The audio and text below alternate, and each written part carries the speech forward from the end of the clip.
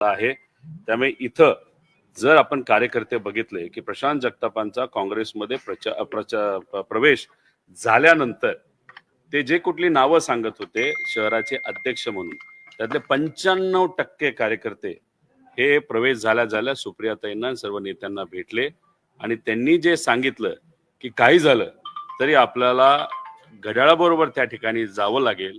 त्यामुळे प्रशांत दादा जगतापाच्या काळामध्ये असणारेच कार्यकर्ते सुप्रियाताईं सर्व नेत्यांना भेटले आणि बोलले की आपल्याला घड्याळाबरोबरच जावं लागेल. त्यामुळे इथं ही कार्यकर्त्यांची लढाई असल्यामुळे कार्यकर्त्यांचं ऐकूनच हा योग्य असा निर्णय घेतलेला आहे.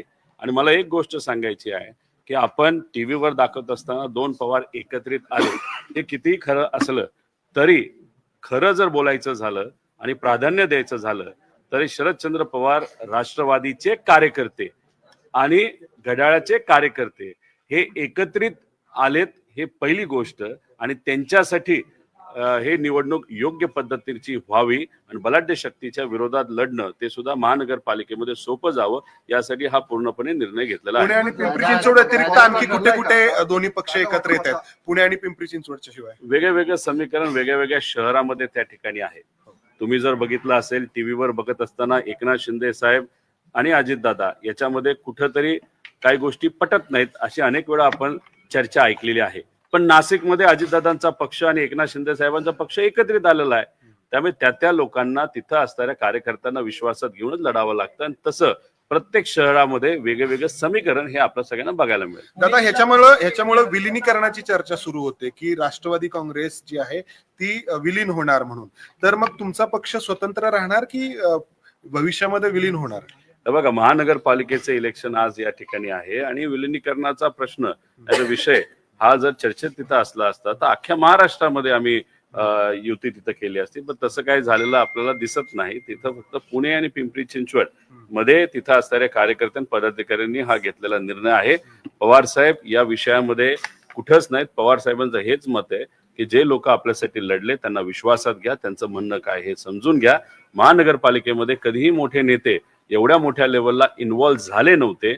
पवार साहेबांना पूर्वीच्या काळातली त्या ठिकाणी सवय असल्यामुळे ते म्हणले पदाधिकाऱ्यांना विश्वासात घ्या, ते जे म्हणतील तसं त्या ठिकाणी करा. आणि तसंच वेगळ्या शहरांमध्ये वेगवेगळं समीकरण हे आपल्याला बघायला मिळतंय. पण पुणे आणि पिंपरी चिंचवड मध्ये घड्याळ आणि तुतारी हे एकत्रित लढताना आपल्या सगळ्यांना बघायला उद्या शेवटचा दिवस आहे. म्हणजे आजच खरं तर बऱ्याच गोष्टी फायनल होतील. एबी फॉर्म हे आमच्या पक्षांकडनं आमच्या कार्यकर्त्यांना त्या ठिकाणी दिले जातील, घड्याळकडनं घड्याळच्या कार्यकर्त्यांना दिले जातील. आणि उद्या दुपारी आपल्या सगळ्यांना किती जागा आम्हाला मिळाल्या याच्याबद्दल स्पष्टपणे काही गोष्टी जागा वाटपाचा फॉर्म्युला ठरलेला नाही ठरलेला आहे. तो फक्त प्रेसला सांगितलंच पाहिजे असं कुठं सांगितलेलं नाही.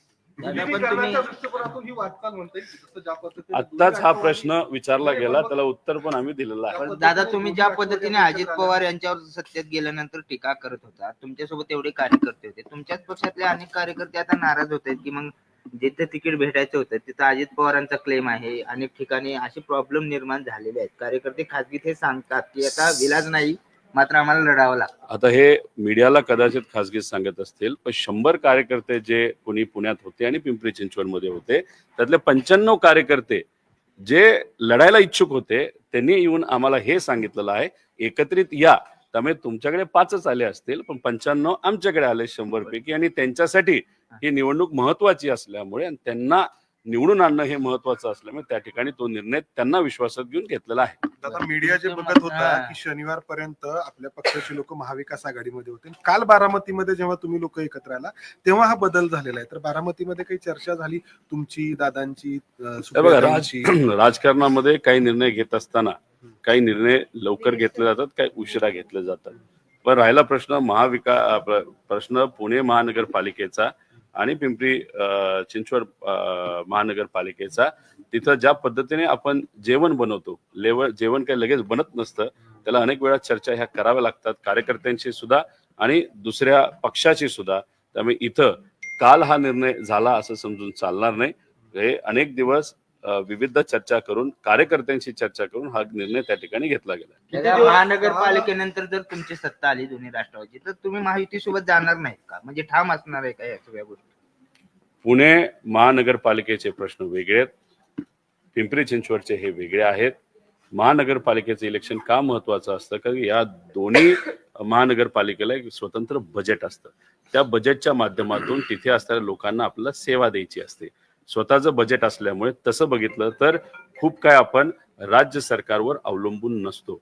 त्यामुळे इथं ते बजेट योग्य पद्धतीने लोकांच्या हितासाठी हे वापरलं जावं. त्याच्यामध्ये आपण बघितलं तर बरेच प्रश्न असतात, ट्रॅफिक, पाणी, गटर, कचरा, असे विविध प्रश्न त्याच्यामध्ये असतात. घरपट्टी, पाणीपट्टी, तिथं असणाऱ्या काही अडचणी. त्यामुळे लोकांसाठी आम्ही इथं एकत्रित आलेलो आहे. कारण इथं ज्या लोकांची सत्ता लोकली होती, पुणे महानगरपालिका आणि पिंपरी चिंचवड महानगरपालिका, तिथं योग्य पद्धतीचं काम केलं गेलं नाही असं लोकांचं मत आहे. तुमच्यावर पण काय तुमचा विशिष्ट महापौर जबाबदारी जर- देण्यात आली आहे का? जसं अमोल कल्याणला पिंपरी चिंचवडची दिली होती तसं तुमच्या नाही, डॉक्टर अमोल कोल्हे हे पिंपरी चिंचवड मध्ये सुद्धा तिथं इन्व्हॉल्ड होते आणि पुणे महानगरपालिकेमध्ये सुद्धा इन्व्हॉल्ड होते.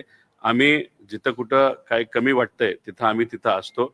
अशा पद्धतीची भूमिका तिथं आम्ही घेतलेली आहे. इथं सगळेच नेते जे आमच्या बरोबर आज आहेत त्यांनी त्या कार्यकर्त्यांशी बोलून कार्यकर्त्यांना न्याय देण्याचा प्रयत्न तिथं केलेला आहे. आणि जिथं कुठं संवादामध्ये, चर्चेमध्ये दुसऱ्या पक्षाबरोबर जर कुठं काय बोलायचं झालं, चर्चा करायची झाली, तिथं एक कार्यकर्ता म्हणून मी 2 शब्द नक्कीच बोललेलो आहे. दादा, काल अदानी बारामतीमध्ये होते, मात्र विरोधकांकडनं टीका होताना दिसते. अदानींनी देश विकला आणि अदानींच्याच भावाने तुमचा पक्ष फोडला, अशा पद्धतीची विरोधकांकडनं टीका होताना पाहिजे. आम्ही टाटा समूहाच्या प्रमुखांना भेटलेलो आहे, आम्ही अंबानीला भेटलेलो आहे, आम्ही अडाणींना भेटलेलो आहे. आम्ही जे कोणी महाराष्ट्रामध्ये मोठ्या प्रमाणात इन्व्हेस्टमेंट करतात आणि आमच्या युवा पिढीला हाताला काम देतात त्या लोकांना सातत्याने भेटत असतो. जे लोक CSR सामाजिक कामासाठी देत असतात त्यांना विनंती करून ते चांगलं काम व्हावं यासाठी आम्ही प्रयत्न करत असतो. आणि कालचा जर कार्यक्रम आपण बघितला तो एक सामाजिक कार्यक्रम होता. या भागातल्या मुलींना आर्टिफिशियल इंटेलिजन्स बद्दल माहिती व्हावं आणि आमच्या भागातली मुलं, महाराष्ट्राची मुलं ही अख्ख्या जगात जाऊन मोठ्या मोठ्या लेवलला नोकऱ्या त्या ठिकाणी घ्यावेत आणि त्याला एक फुल नाही तर फुलाची पाकळी म्हणून CSRच्या माध्यमातून जर एखादा समूह तिथं मदत करत असेल तर त्यांना वेलकम करणं, त्यांचं स्वागत करणं, त्यांचे आभार व्यक्त करणं ही आपल्या सगळ्यांची संस्कृती आहे. पवार साहेब प्रचारात असणार आहेत ते या सगळ्या महापालिका निवडणूक? याच्या आधी पवार साहेब कधी महानगरपालिकेच्या निवडणूक आले नाहीत, आता सुद्धा ते येणार नाहीत. त्यांनी पूर्णपणे ही निवडणूक आणि ही लढाई कार्यकर्ते आणि पदाधिकाऱ्यांच्या जबाबदारीवर सोडलेली आहे. ठीक आहे.